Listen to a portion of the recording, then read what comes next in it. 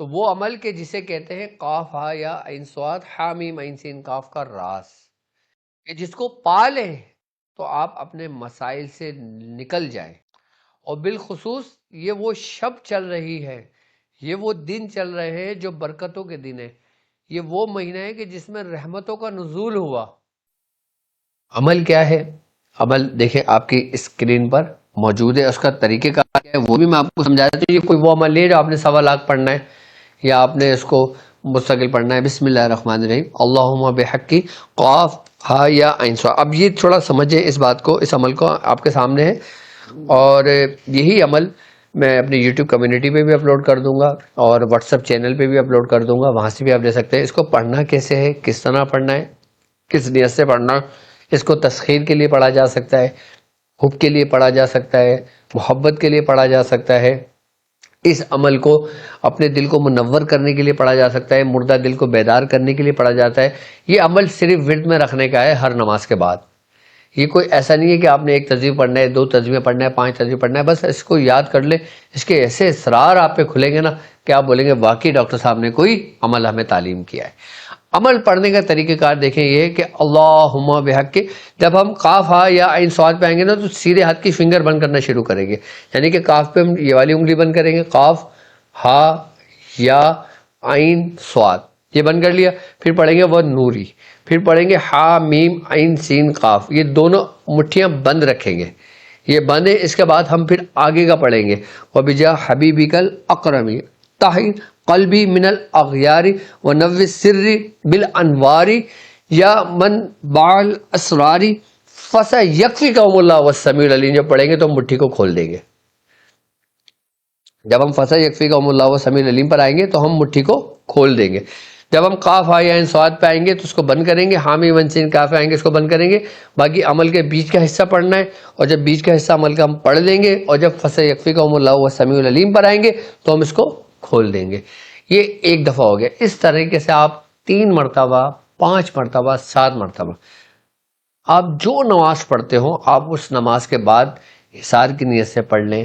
جس نیت سے پڑھیں گے یہ عمل آپ کے لیے وہی کرامت ہوگا.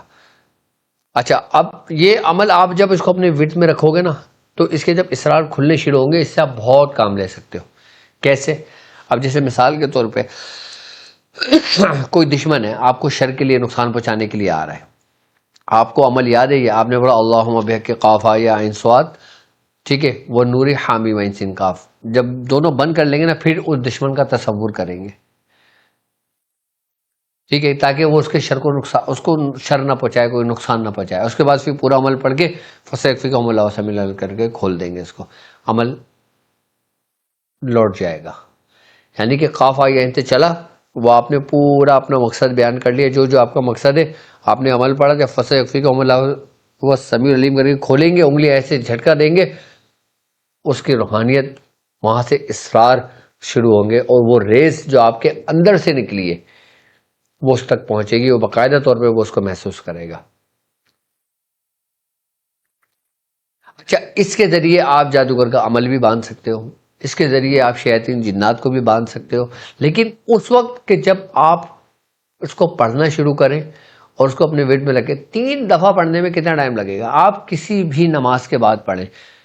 میں تو کہوں گا اگر اللہ آپ کو توفیق دے 5 وقت کی نماز پڑھتے ہیں تو آپ 5 وقت کی نماز میں پڑھیں. کچھ لوگ ایسے ہوتے ہیں کہ جن کی نماز نکل جاتی ہے وہ بعد میں پڑھ لیتے ہیں. کوئی 1 پڑھ لیتا ہے، کوئی 2 پڑھ لیتا ہے، کوئی 3 پڑھ لیتا ہے، کوئی 4 پڑھ لیتا ہے، کوئی 5 پڑھ لیتا ہے. سب سے بہتر طریقہ یہ ہے کہ 5 وقت نماز کے بعد پڑھیں، یا پھر جو نماز آپ کو ملے آپ اس نماز کے بعد ہی عمل پڑھ لیں. اگر قضا نماز پڑھتے ہیں تو اس کے بعد پڑھ لیں، فرض نماز کے بعد پڑھ لیں، یہ نماز کو مکمل کرنے کے بعد پڑھ لیں. سب سے بہتر طریقہ کار فرض نماز کے بعد ہے. جب آپ کو 40 روز گزر جائیں گے اس طریقے سے کرتے ہوئے، اس کے بعد آپ کو کسی عمل کی ضرورت نہیں، پھر آپ کی انگلیوں سے کام ہوں گے سارے.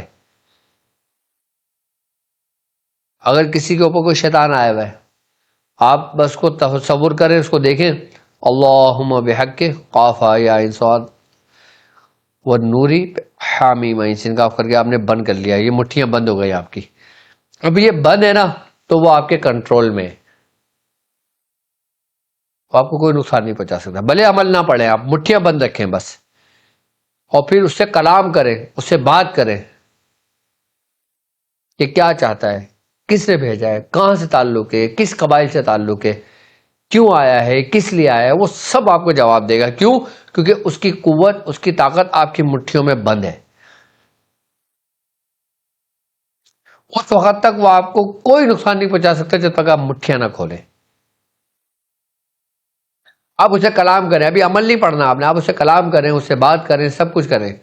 جب آپ کے تمام قول و قرار ہو جائے، معاہدہ ہو جائے، پھر ایک باری یہ عمل پڑھ کے فَسَيُكْفِيكُمُ اللَّهُ سَمِيعًا کر کے کھول کے اس کی طرف ایسے کھول دیں، بس بے ہوش.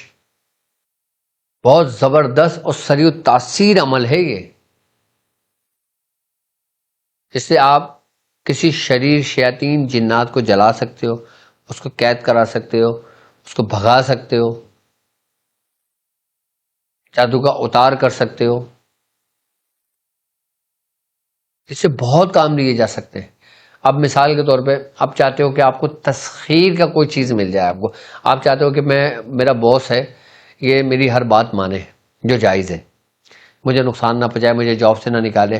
ٹھیک ہے، آپ اپنے آفس میں جائیں، ٹھیک ہے، اگر ٹائم ملتا ہے آپ کو، اور آپ کو دیکھتے ہو کہ آپ میں اس کے ساتھ اس کو دیکھیں، ٹھیک ہے، اور پھر دیکھ کے اللہم بحق قافہ یا انصات کر کے بند کر لیں، اور نور بحق حامی و انسین کاف کر کے مٹھی بند کر لیں، اور ہاتھ نیچے کر لیں، اور پھر اس سے باتیں کرنا شروع کر دیں.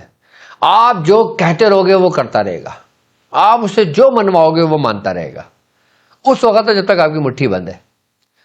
اس کے بعد جب آپ کا مقصد پورا ہو جائے، وہ پھر آپ آگے کے عمل پڑھ کے فَسَيُكْفِيكُمُ اللَّهُ السَّمِيعُ الْعَلِيمُ پہ کھول دیں. لیکن خدا کے واسطے اس کو ناجائز نہ کرنا کسی کے لیے،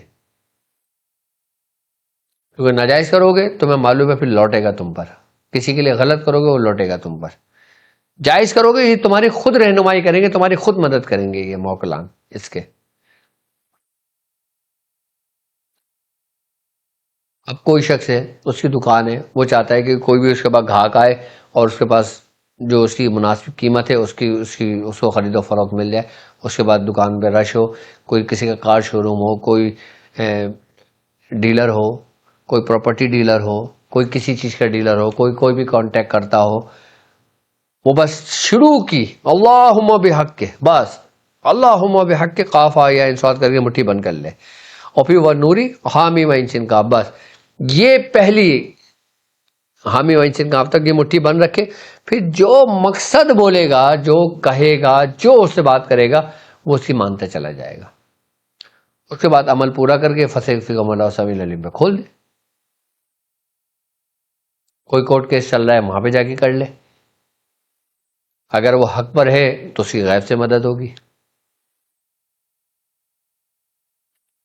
اور اگر کوئی گناہ گار ہے، اس سے غلطی ہوئی ہے، وہ ندامت پہ، تو اللہ تعالیٰ اس کے لیے رستے ایسے آسان کر دے گا کہ جس سے اس کے حق میں بہتری ہونی شروع ہو جائے گی. کیونکہ ظاہر سی بات ہے ہر انسان گناہ گار ہے، کوئی بھی شخص پارسا نہیں ہے. پارسا صرف وہی لوگ ہیں جو بڑی بڑی ٹوپیاں پہنتے ہیں، بڑے بڑے جبے پہنتے ہیں اور اپنے آپ کو پارسا سمجھتے ہیں. جو اپنے آپ کو پارسا سمجھے وہ پارسا ہرگز نہیں ہے.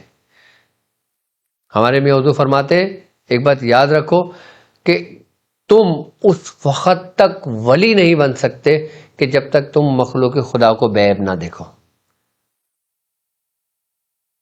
اب تم دوسرے لوگوں کی برائیاں کرو، دوسرے لوگوں نے یہ کر دیا، دوسرے لوگوں نے وہ کر دیا، دوسرے لوگوں نے یہ کر لیا، دوسرے لوگوں نے وہ کر لیا، تم کیا کر رہے ہو؟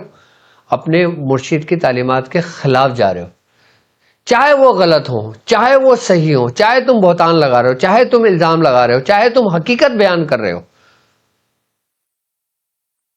کچھ بھی ہو، اپنے آپ کو خدا کے لیے پارسا مت سمجھنا. نیک اور معصوم صرف اور صرف اللہ کے نبی کی ذات ہے، باقی تمام گناہ گار ہیں، اللہ معاف کرنے والا ہے. جہاں تم نے اپنا حلیہ بدل دیا، دیکھو ایک بات یاد رکھنا، لوگ حلی سے دھوکہ کھاتے ہیں. میں ایک قصہ سناتا ہوں. ایک بادشاہ ہوتا ہے، تو ایک شخص ہوتا ہے بہروپیہ. تو بادشاہ بہروپیہ سے بولتا ہے، یار میں نے سنا ہے کہ تو بڑا زبردست روپ بدل لیتا ہے، ہر قسم کا روپ بدل لیتا ہے. اس نے کہا یہی تو میری کوالٹی ہے. تو بادشاہ نے بولا اچھا ایک کام کر, تم مجھے دھوکہ دے کے دکھا. بہروپیہ دھوکہ دینا ہوتا ہے نا. کہتا ہے ٹھیک ہے بادشاہ, میں آپ کو دوں گا, اور اگر آپ مجھے نہ پہچان سکے, کہا اگر نہ پہچان سکا تو جو مانگے گا تجھے میں دوں گا. تو وہ شخص کہتا ہے ٹھیک ہے بادشاہ سلامت, ملتے ہیں پھر کچھ ٹائم کے بعد. وہ چلا جاتا ہے بہروپیہ, اور وہ چلتے چلتے کسی گاؤں میں چلے جاتا ہے. تو وہ کیا کرتا ہے, اپنا بابا والا روپ دھار لیتا ہے, بڑی سی ٹوپی پہن لیتا ہے, بڑا سا جبہ پہن لیتا ہے, بڑی سی داڑھی رکھ لیتا ہے. بڑے جب ہولیا ہوتا ہے, جب وہ شہر سے گزرتا ہے تو لوگ اس کو دیکھ کے بڑے اس سے گرویت ہوتے ہیں, یار بڑے چہرے پہ نور ہے, بڑا ماشاءاللہ لباس زیب تن کیا ہوا ہے, بڑے ماشاءاللہ علم کی باتیں کرتا ہے, بڑے دیندار ہے, بڑا نیک و پارسا ہے, تو ایسے شخص کی اطاعت کرنی چاہیے. تو لوگ, آپ کو معلوم ہے نا کہ جو حلیہ دیکھتے ہیں, جو کم ہوتے ہیں علم والے, کم ایمان والے, وہ جلد متاثر ہو جاتے ہیں. لوگ متاثر حلیے سے ہوتے ہیں. لوگ متاثر ہو گئے, اب ہونے لگے. اب ہوا یہ, گاؤں میں قحط پڑا. اس نے بولا ٹھیک ہے کوئی بات نہیں ہے, گاؤں کا قحط ختم ہو جائے گا.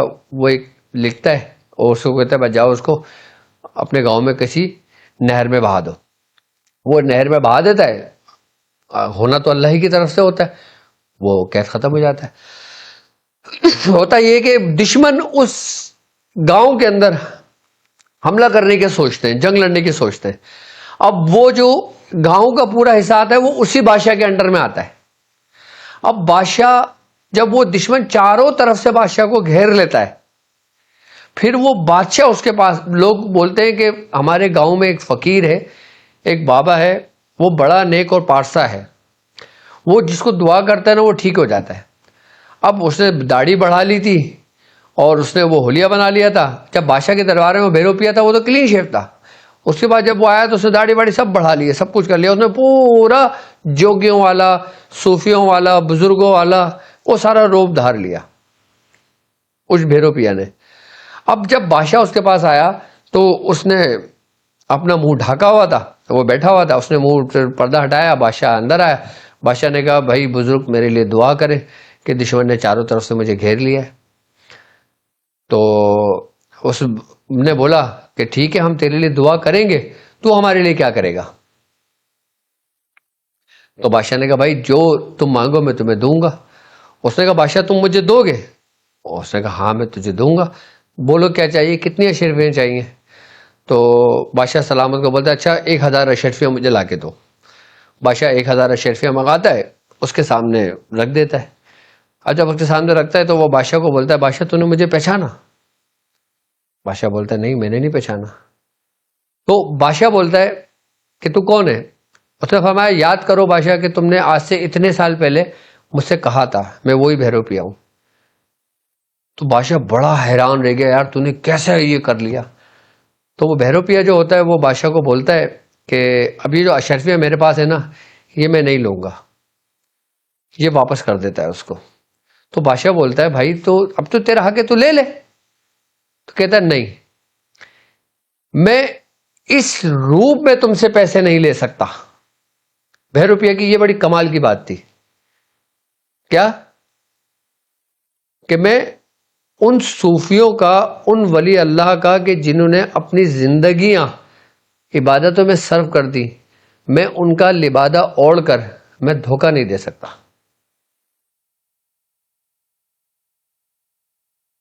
اسے واپس کر دی اس کو. لیکن کہنے کا مقصد کیا ہے کہ روپ, حلیہ, کبھی بھی کسی کے حلیے پہ نہ جانا, صرف اور صرف اس کا تقوی دیکھنا, اس کے اعمال, اس کے قول اور فعل دیکھنا, چاہے کوئی بھی ہو وہ. جب تم قول اور فعل دیکھو گے تو یقیناً اگر ایک جیسا پاؤ گے تو اس کے ہاتھ چومنا, اس کے پیر چومنا, اس کی اطاعت کرنا. اور اگر قول اور فعل میں تضاد ہو تو اس کو ترک کر دینا, چاہے وہ کوئی بھی جگہ ہو.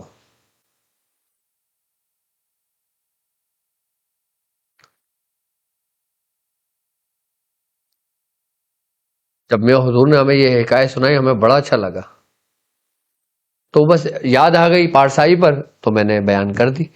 باقی اللہ تعالی ہمیں اپنے ہمیشہ ہمارے بزرگوں کے رستے پر رکھے اور ایک بات یاد رکھنا، سب کچھ کرنا، کبھی دعویٰ نہیں کرنا. میں اپنے شاگردوں کو، اپنے مریدوں کو، اپنے عقیدت مندوں کو، اپنے تمام پیر بھائیوں کو صرف یہ بات ضرور کہوں گا کہ دعویٰ نہیں کرنا کسی چیز کا. اللہ دلوں کے حال جانتا ہے کہ کس کے دل میں کس کے لیے کتنی محبت ہے، اور اللہ تعالیٰ ہمارے دلوں میں ہمارے مرشد کی، ہمارے پیر بھائیوں کی، ہمارے مریدوں کی، ہمارے شاگردوں کی، سب کی محبت برقرار رکھے، اور اس کو اتنا بڑھا دے کہ دنیا دیکھ کے رشک کرے. ہمارے میاں تو فرماتے ہیں کہ جس نے اپنے پیر بھائی کو دیکھا اس نے اپنے پیر کو دیکھا، جس نے اپنے پیر بھائی کی عزت کی اس نے اپنے پیر کی عزت کی، جس نے اپنے پیر بھائی کو گلے ملا وہ اپنے پیر سے گلے ملا. پیر بھائیوں کا مقام بہت بلند ہے، بہت بلند ہے. ہمارے سارے پیر بھائی ہمارے سروں کے تاج ہیں. میری طرف سے جو میرے چاہنے والے ہیں ان کو اس عمل کی اجازت ہے. اللہ تعالیٰ اس عمل میں برکت عطا فرمائے.